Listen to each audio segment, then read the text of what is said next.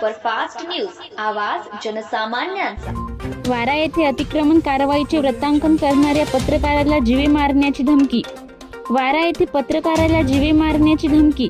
Pandharkawada police station येथे तक्रार दाखल। यवतमाळच्या केळापूर तालुक्यातील वारा ग्रामपंचायतीच्या अतिक्रमण हटाव मोहिमेदरम्यान कायदेशीर वृत्तांकन करणाऱ्या पत्रकार निलेश सीडाम वय वर्ष 34 यांना शिवीगाळ करून जीवे मारण्याची धमकी दिल्याचा धक्कादायक प्रकार उघडकीस आला आहे। या प्रकरणी पांढरकवडा पोलिसात भारत गेडाम व अक्षय गेडाम यांच्या विरुद्ध तक्रार दाखल करण्यात आली आहे। महाराष्ट्र सुपरफास्ट न्यूजसाठी बंडू भारसकरे।